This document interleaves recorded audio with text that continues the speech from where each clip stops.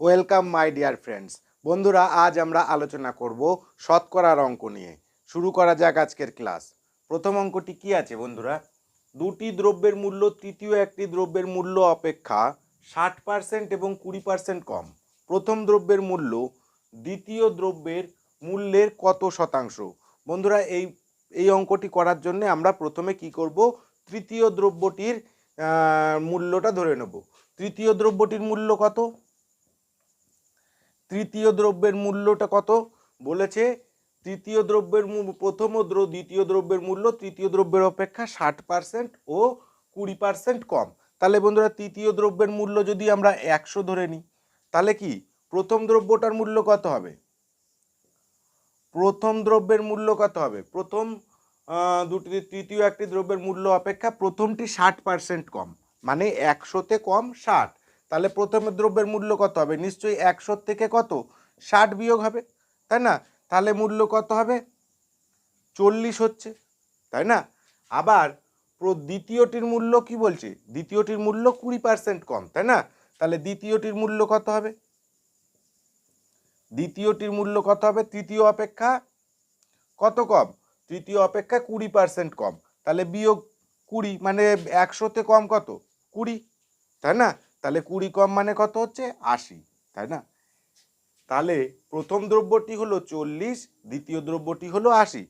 যেহেতু আমরা তৃতীয় দ্রব্যটা কি 100 ধরে নিচ্ছি, 100-র সঙ্গে প্রথমটা 60 কম, দ্বিতীয়টা 20 কম। তাহলে এখন বলছে প্রথম দ্রব্যটির মূল্য দ্বিতীয় দ্রব্যের কত শতাংশ?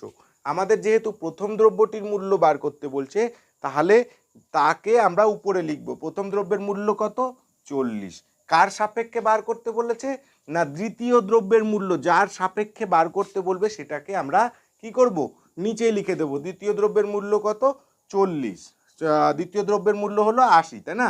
প্রথমটার মূল্য কত ছিল? 40, দ্বিতীয়টার 80। প্রথমটার বার করতে বলেছে বলে প্রথমটা আমরা কি করব? উপরে লিখব। দ্বিতীয়টার সাপেক্ষে বার করতে বলেছে বলে দ্বিতীয়টাকে নিচে লিখব। কি কত শতাংশের হারে বার করতে বলেছে? শতাংশের হারে বার করার জন্য আমরা কি করব? 100 দিয়ে গুণ করলেই সেটা শতাংশের হারে বার হয়, মানে শতকরা হারে বের হয়, তাই না? সেই জন্য পার্সেন্টেজ চিহ্ন বসিয়ে দিলাম। শূন্যর সঙ্গে শূন্য কেটে দিলাম। 4 দিয়ে কাটলে 4 দুগুণে 8, 2 দিয়ে কাটলে 50। তাহলে বন্ধুরা কত হলো? 50%। একদম সহজ অঙ্ক এবং ইম্পর্টেন্ট একটি অঙ্ক। তাহলে কি হলো? প্রথম দ্রব্যটির মূল্য দ্বিতীয় দ্রব্যটির মূল্যের সাপেক্ষে কত? 50%। ঠিক আছে, দেখা যাক বন্ধুরা নেক্সট অঙ্ক আমাদের কি আছে। বন্ধুরা, আমাদের পরের অঙ্কটি কি আছে? পরের অঙ্কটি বলছে চিনির মূল্য 25% বৃদ্ধি পেয়েছে। একটি পরিবারের চিনি বাবদ খরচ একই রাখতে হলে চিনির ব্যবহার শতকরা কমাতে কত কমাতে হবে? বন্ধুরা, ধরে নিই চিনির ব্যবহার আগে কত ছিল? চিনির ব্যবহার আগে ছিল 100 টাকার। 100 টাকা চিনির ব্যবহার ছিল। এখন চিনির দাম বৃদ্ধি পেয়ে কত হয়েছে? এখন চিনির দাম বৃদ্ধি পেয়েছে 100-তে কত বৃদ্ধি পেয়েছে? 25% বৃদ্ধি পেয়েছে, তাই না? বলছে কত? 100-তে 25% বৃদ্ধি পেয়েছে। তার মানে 100-তে বৃদ্ধি পেয়েছে 25, তার মানে বৃদ্ধি পেয়ে কত হয়েছে? 125 হয়েছে, তাই না? চিনি আগে ব্যবহার হতো 100 টাকার, এখন চিনির দাম বেড়ে হয়েছে কত? 125 টাকা। কিন্তু চিনির ব্যবহার ওই পরিবার 100 টাকায় রাখতে চায়। চিনির ব্যবহার ওই পরিবার 100 টাকায় রাখতে চায়। তাহলে চিনির ব্যবহার কত কমাতে হবে? দাম হয়ে গেছে 125 টাকা। যদি তাকে 100 টাকায় রাখতে হয়, তাহলে তাকে ব্যবহার কমাতে কত কমাতে হবে? এই 25 টাকা ব্যবহার কমাতে হবে, তাই না? কার ওপর কমাতে হবে? না, এই 125-এর ওপর তাকে 25 টাকা কমাতে হবে, তাই না? 125 টাকায় তাকে কমাতে হবে কত? 25 টাকা কমাতে হবে। তাহলে 1 টাকায় তাকে কত কমাতে হবে? 25/125, তাই না? আর 100 টাকায় কত কমাতে হবে? 100 টাকায় কেন বের করতে হবে? কারণ তার শতকরা হিসাব করতে বলেছে। শতকরা কত কমাতে হবে, মানে 100 টাকার উপর তাকে কত ব্যবহার কমাতে হবে। 100 টাকার উপর কত ব্যবহার কমাতে হবে?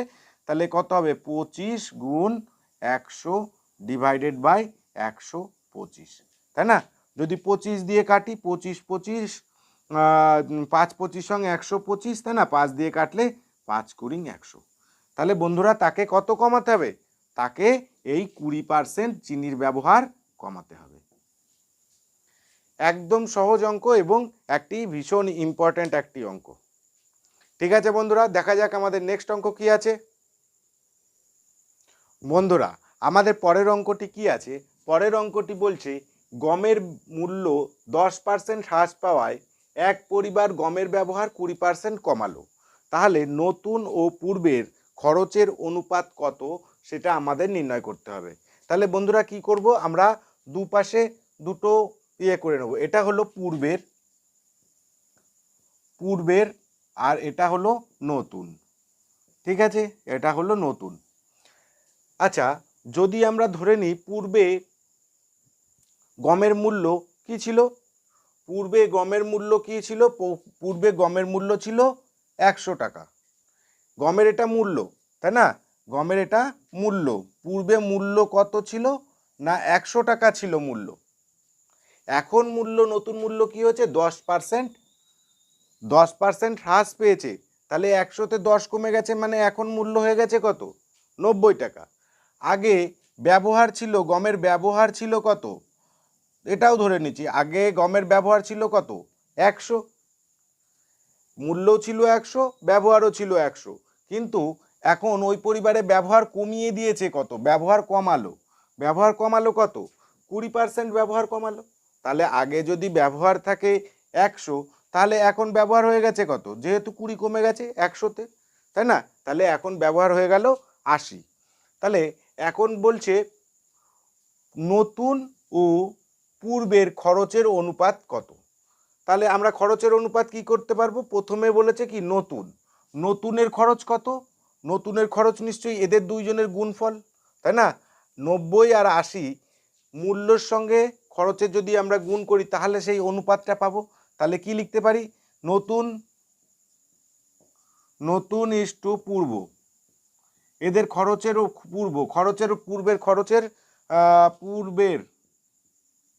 পূর্বের খরচের অনুপাত কি হবে? নতুনের খরচের অনুপাত কত হচ্ছে? 90:80। 90 × 80 কি হবে? এদিকে ছিল মূল্যও ছিল 100, ব্যবহারও ছিল 100, তাই না? মূল্যও ছিল 100, ব্যবহারও ছিল 100। তাহলে কি হবে? 100 × 100। বন্ধুরা তাহলে যদি আমরা এই শূন্যর সঙ্গে শূন্য কাটি এবং এই পরের এই শূন্যর সঙ্গে এই শূন্য কেটে দিতে পারি, এবং এটাকে যদি 4 দিয়ে কাটি, 4 দুগুণে 8, 25কে কাটলে হচ্ছে কত? 4 25 100। তাহলে বন্ধুরা কি হচ্ছে? আমরা এটা গুণ করে দেবো, 9 দুগুণে 18:25। এই হচ্ছে তাহলে বন্ধুরা নতুন এবং পূর্বের তাদের ব্যবহারের অনুপাত। ঠিক আছে বন্ধুরা, দেখা যাক নেক্সট অঙ্ক আমাদের কি আছে। বন্ধুরা আমাদের পরের অঙ্কটি কি আছে? পরের অঙ্কটি বলছে একটি শ্রেণীতে 50% ছাত্র ইংরাজিতে এবং 40% ছাত্র অঙ্কে ফেল করে, উভয় এবং 20% ছাত্র উভয় বিষয়ে ফেল করে। শতকরা কতজন উভয় বিষয়ে পাস করে? বন্ধুরা এই অঙ্কটা ভীষণ ইম্পর্টেন্ট। এর আগে এই অঙ্কই বহুবার এসছে পরীক্ষাতে এবং ভবিষ্যতেও অঙ্কটি আসবে। ঠিক আছে, তোমরা ভালো করে দেখো। এই অঙ্কটা করার জন্যে আমরা শতকরা বলেছে, শতকরা সেই জন্য লিখে দেবো। শতকরা মানে হলো 100। 100-র সঙ্গে বিয়োগ করব কাকে? কাকে বিয়োগ করব? না, যে ইংরাজিতে ফেল করেছে যত পার্সেন্ট তত পার্সেন্ট, যোগ অঙ্কে ফেল করেছে যত পার্সেন্ট, ইংরাজিতে ফেল করেছে 50% আর অঙ্কে ফেল করেছে কত? 40%। এদের দুইজনের যোগফল, যে প্রথম দুটি বিষয়ে ফেল করছে সেই দুটি বিষয়ের যোগফল মাইনাস তার থেকে কী করব? উভয় বিষয়ে ফেল করেছে কত পার্সেন্ট সেটা কি করে দেবো? সেটা হবে এর থেকে বিয়োগ 20% উভয় বিষয়ে ফেল করেছে, এবং এইখানে এটা ব্র্যাকেট ক্লোজ করে দেব। খুব সহজ বিষয়। 100 থেকে বিয়োগ করব কাকে? না, যে দুইজন একটি বিষয়ে ফেল করেছে তাদের দুইজনকে যোগ করব এবং উভয় বিষয় যেটা ফেল করেছে সেটা বিয়োগ করে দেব। করলে আমাদের উত্তর চলে আসবে। একদম সহজ সমাধান। কি আসবে? 100 বিয়োগ 50 আর 40 হচ্ছে 90 বিয়োগ 20, তাই না? তার মানে হয়ে যাচ্ছে 100 বিয়োগ 70 সমান সমান 30। বন্ধুরা 30% ছাত্র উভয় বিষয়ে পাস করেছে। খুব সহজ এবং ইম্পর্ট্যান্ট একটি অঙ্ক। ঠিক আছে বন্ধুরা, দেখা যাক নেক্সট অঙ্ক আমাদের কি আছে। বন্ধুরা আমাদের পরের অঙ্কটি কি আছে? পরের অঙ্কটি বলছে কোনো পরীক্ষায় 85% ছাত্র ইংরাজিতে এবং 80% ছাত্র অঙ্কে পাশ করেছে। যদি 10% উভয় বিষয়ে ফেল করে তবে শতকরা কতজন উভয় বিষয়ে পাশ করেছে? বন্ধুরা আগের অঙ্কটা আর এই অঙ্কটা একদম একই অঙ্ক, কিন্তু সামান্য আলাদা। এই বিষয়টাই তোমাদের বুঝতে হবে এবং পরীক্ষায় এই বিষয়টার জন্যই তোমরা অঙ্কটা ভুল করে আসো। আগের অঙ্কটায় কি বলেছিল?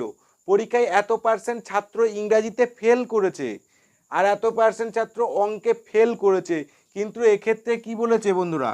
এক্ষেত্রে বলে দিয়েছে এই উপরে 2% ছাত্র পাস করেছে। এখানেই অঙ্কটা লুকিয়ে আছে। এই যে পাস করেছে কথাটার সঙ্গেই অঙ্কটা লুকিয়ে আছে। আবার বলছে 10% উভয় বিষয়ে ফেল করেছে। এখানে আবার ফেল করার কথা বলা হচ্ছে, 10% উভয় বিষয়ে ফেল করার কথা বলা হচ্ছে। তাহলে বন্ধুরা একইভাবে অঙ্কটা হবে, কিন্তু সামান্য পরিবর্তন করে নিতে হবে। কি বলছে? পরীক্ষায় 85% ছাত্র ইংরাজিতে পাস করেছে, তাই না? এই যে পাস করেছে কথাটা বলে দিয়েছে, তাহলে 85% যদি ইংরাজিতে পাস করে তাহলে ইংরাজিতে ফেল করেছে কতটা? ইংরাজিতে ইংরাজিতে ইংরাজিতে ফেল করেছে কত পার্সেন্ট? ইংরাজিতে ফেল করেছে কত পার্সেন্ট? মোট পার্সেন্টেজে বিষয়, তাই না? তাহলে 100 থেকে যদি আমরা 85 বিয়োগ করি তাহলে আমরা ইংরাজিতে ফেলের বিষয়টা পেয়ে যাব, এত পার্সেন্ট। তার মানে কত? 15% হলো ইংরাজিতে ফেল করেছে। এই কত পার্সেন্ট ফেল করেছে আমাদের সেটা বার করে নিতে হবে। আর অঙ্কে ফেল করেছে কত?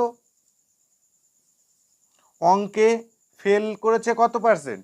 অঙ্কে ফেল করেছে হচ্ছে মোট পাস করেছে অঙ্কে 80% অঙ্কে পাস করেছে, তাই না? এত পার্সেন্ট ছাত্র অঙ্কে পাস করেছে, তাহলে ফেল করেছে কত? 100 থেকে আমরা বিয়োগ করে নেবো 80, তাই না? তার মানে হচ্ছে সমান সমান 20%। 20% ছাত্র কি? 20% ছাত্র অঙ্কে ফেল করেছে আর 15% ইংরাজিতে ফেল করেছে। এই ফেল করা পার্সেন্টেজ দুটো আমরা বার করে নেব। তারপরে আমাদের অঙ্কটা একই হয়ে যাবে। ফেল করা পার্সেন্টেজটা বের করে নিয়েছি, তাহলে কি হবে? 100 মাইনাস অফ কি করব? এদের দুইজনের যোগফল, তাই না? 15 যোগ কত? 20%। 15% যোগ 20%। এর থেকে বিয়োগ করব কাকে? যেটা উভয় বিষয়ে ফেল করেছে সেটা। উভয় বিষয়ে ফেল করেছে কত? 10% উভয় বিষয়ে ফেল করেছে, তাহলে বিয়োগ 10। ঠিক আছে, এটা সমাধান করলে আমাদের উত্তর চলে আসবে সমান সমান 100 বিয়োগ 20 আর 15 হচ্ছে 35 বিয়োগ অফ 10, তাই না? তাহলে 100 বিয়োগ কত হচ্ছে? 35 থেকে 10 গেলে হচ্ছে 25, তাই না? এত কি হবে? এগুলো সব পার্সেন্টেজ, কিন্তু পার্সেন্টেজ, তাই তো? তার মানে 100 থেকে 25 বাদ গেলে হচ্ছে কত বন্ধুরা? 75%। তাহলে বন্ধুরা শতকরা 75% হচ্ছে উভয় বিষয়ে পাস করেছে। বন্ধুরা তোমরা কিন্তু অঙ্কটা গুলাবে না। এই যে পাস করেছে আর ফেল করেছে কথাটা অবশ্যই পরীক্ষার হলে খেয়াল করবে। যদি পাস করেছে কথাটি দেয়া থাকে তাহলে তোমরা কত পার্সেন্ট ইংরেজিতে আর বাংলায় ফেল করেছে সেটা বার করে নিয়ে এই সূত্রের উপরে প্রয়োগ করবে। ঠিক আছে বন্ধুরা, তোমাদের যদি বুঝতে কোথাও অসুবিধা হয় তাহলে অবশ্যই কমেন্ট করে জানাবে, আমি তোমাদের আবার নতুন করে বোঝানোর চেষ্টা করব। আর তোমাদের যদি ভিডিওটি ভালো লাগে তাহলে অবশ্যই লাইক করবে, শেয়ার করবে আর তোমার অন্যান্য বন্ধুদের দেখার সুযোগ করে দেবে। আর চ্যানেলে নতুন হলে অবশ্যই চ্যানেলটিকে সাবস্ক্রাইব করে আমার পাশে থাকবে, যাতে আমি এই ধরনের ভিডিও করার অনুপ্রেরণা পাই। Thank you so much. আজকের মতো এই পর্যন্তই।